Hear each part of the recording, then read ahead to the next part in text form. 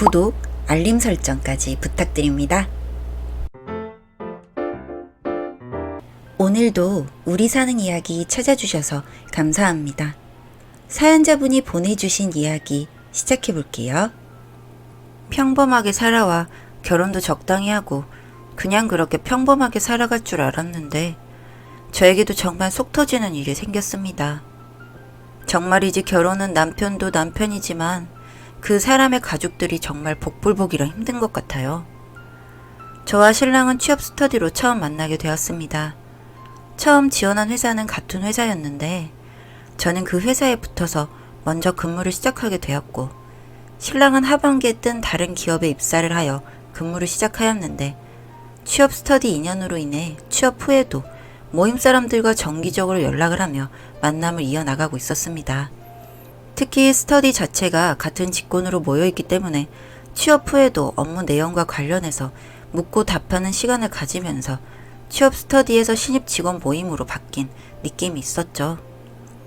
신랑과 저는 동네가 비슷하다 보니 모임이 끝나고 같이 귀가를 하는 경우가 많았는데 그러다 보니 자연스레 모임의 다른 분들보다는 많이 친해지게 되었고 퇴근 후 상사에게 깨지거나 울적한 날이면 집 앞에서 맥주를 마시며 회포를 풀었습니다.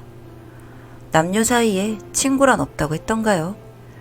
그저 편하고 위로가 되는 좋은 친구라 생각했는데 어느새 그 남자가 마음에 들어오기 시작하면서 저의 짝사랑이 시작되었어요. 신랑에게는 2살 어린 여동생이 있다고 했는데 그래서 그런지 여자의 마음을 잘 이해하고 센스가 있는 편이었습니다. 그날도 회사에서 혼나고 답답한 마음에 술을 한잔 했는데 사실 회사는 핑계고 둘이서 술을 한잔 하고 싶더라고요. 그래서 술김에 고백을 하게 되었고 신랑과 정식으로 교제를 하게 되었습니다. 신랑과의 연애는 힘든 직장 생활을 버티게 하는 원동력이자 결혼에 대한 동기부여가 되어서 더욱 열심히 생활을 했던 것 같아요. 신랑과 3년간의 연애를 하는 동안 명절과 생신 등 선물도 자주 보내고 가끔 집에 가서 식사도 하면서 결혼에 대한 꿈을 키워가고 있었어요. 사귀고 4년 되던 날 신랑에게 웨딩 슈즈와 함께 프로포즈를 받았고 저희는 결혼 준비를 시작하게 되었습니다. 언젠가는 하겠지 막연히 생각만 하고 있다가 결혼 준비를 막상 하게 되니 하나부터 10까지 쉬운 게 없더라고요. 그래도 다행인 게 둘 다 양가에 자주 드나들면서 인사를 미리 해둔 덕분에 어른들끼리 얼굴 붉히는 일 없이 결혼이 진행되었어요. 문제의 시누이는 해외에서 공부를 하고 있었기 때문에 결혼식을 하는 당일에 얼굴을 보게 되었습니다. 신랑에게는 시누이의 어릴 적 이야기만 들어서 실제로 본 것은 결혼식 당일이 처음이었습니다. 결혼식 당일에는 워낙 정신이 없다 보니 뭔가 이상하다는 생각도 못하고 있었는데 결혼식이 끝나고 나서 인사를 하러 갈 때부터 뭔가 저를 불편해한다는 느낌이 들었어요.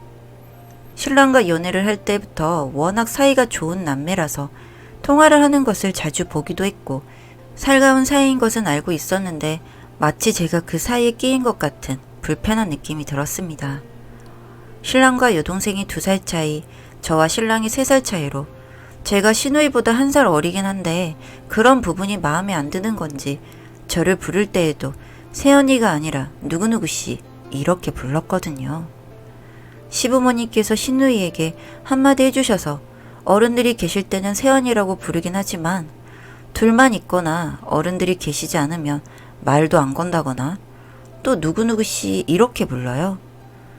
그리고 결정적으로 결혼식이 끝나고 다시 돌아갈 것이라 생각한 동생이 공부를 그만하고 한국으로 들어와 살겠다고 했습니다. 이때부터 저의 고난을 예감했어야 했는데 말이죠. 여튼 시누이가 미술을 전공했는데 외국에서 공부를 하고 있다길래 어디 학교라도 다니는 줄 알았는데 그냥 견문을 넓히며 영감을 찾고 있었대요. 그러니 언제든 다시 들어와도 이상할 부분이 없는 거죠. 사람들이 시누이 짓이라는 말을 많이들 하시는데 이 시누이가 딱 그 짓거리를 하더라고요.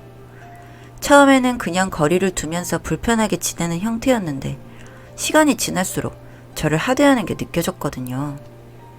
특히 밥을 먹거나 집에 있을 때도 저에게 아무렇지 않게 물심부름을 시키거나 설거지하고 있을 때 와서 그릇을 어디에 두라든지, 본인 집에서는 설거지를 할 때 고무장갑을 안 끼고 설거지를 한다며 훈수지를 시작했습니다.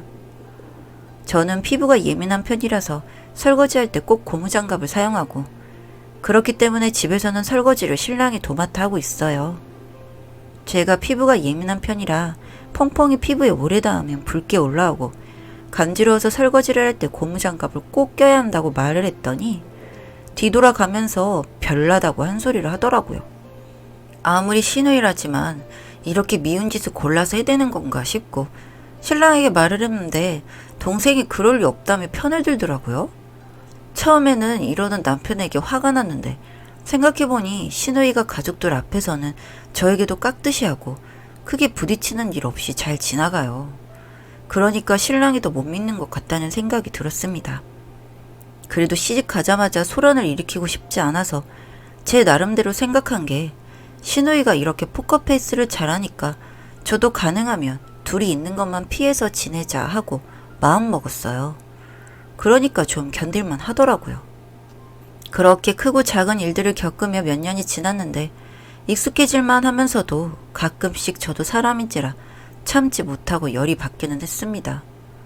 그리고 혹시 몰라서 둘이 있게 될 때에는 휴대폰으로 녹음을 해두는 상황까지 가게 되었는데 혹시라도 제가 참지 못하고 시누이와 싸우게 될 경우에 사용할 목적으로 녹음 파일들을 모아두었어요. 제가 시누이가 무서울 이유가 뭐가 있겠어요? 다만 팔은 안으로 굽는다고 시누이의 괴롭힘을 신랑에게 이야기하였음에도 신랑이 믿지 않아준 게 생각이 나다 보니 준비를 하게 되더라고요.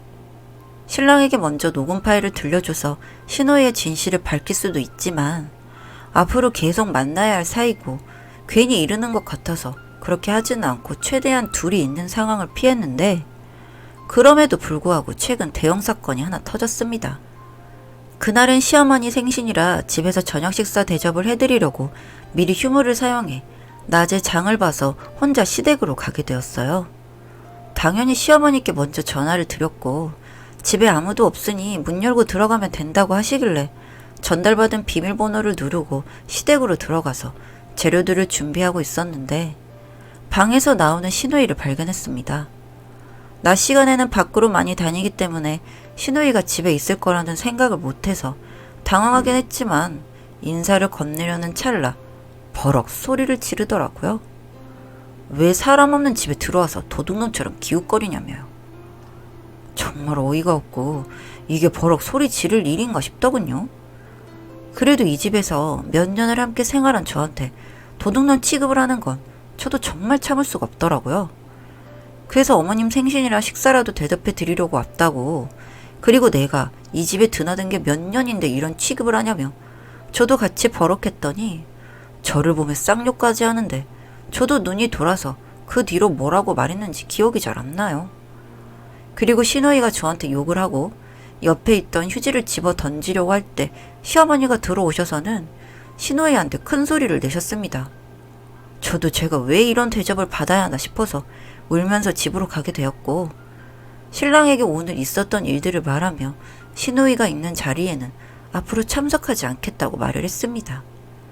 신랑은 그날도 역시 본인 동생을 감싸고 돌기에 그동안 녹음했던 파일을 하나도 빠짐없이 모두 보내게 되었고 몇 시간 뒤 알겠다는 답장을 받았고요. 아무리 동생이라지만 어떻게 와이프 말은 안 듣고 지 동생 말만 찰떡같이 믿는 건지 정말 화가 났습니다. 여튼 시댁에서도 내용을 전달을 받았는지 그 다음날 저녁 저에게 전화가 와서는 애가 아직 어려서 그런다고 말을 하시는데 저보다 나이도 많으시고 견문도 넓으시신 시누이를 어찌 그리 싸고 도시는지 모르겠더라고요.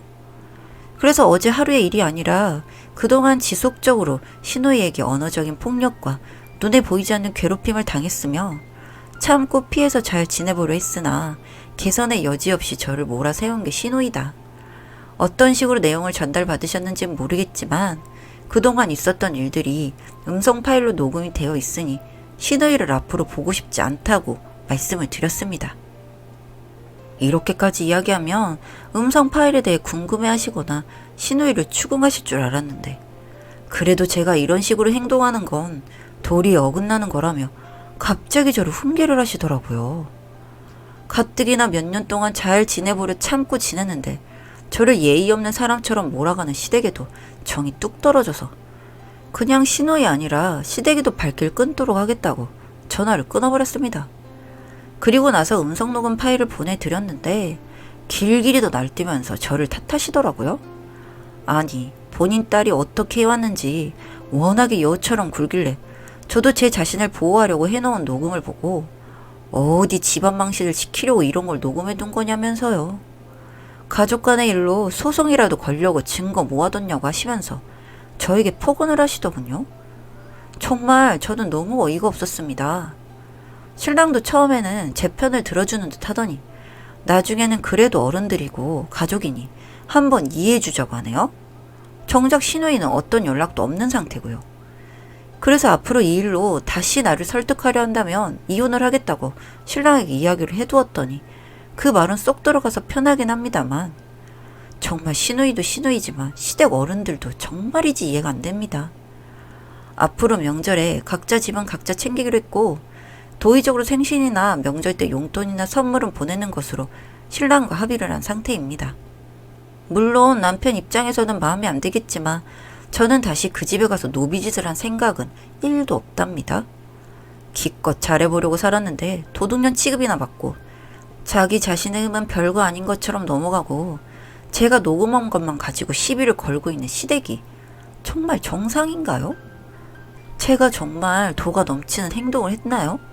정말 궁금합니다. 그리고 혹시 저와 같이 처지에 계신 분들 미운 시누이짓 하는 사람 있으면 꼭 증거 모아두세요. 모아두고도 분통 터지는 일을 당하는데 겉도 없으면 정말 속 터져 죽을지도 모릅니다. 정말 글을 쓰는 지금도 열이 나네요. 제가 정말 이상한 여자인가요? 사연은 여기까지였고요. 우리 사는 이야기 시청해주셔서 감사합니다.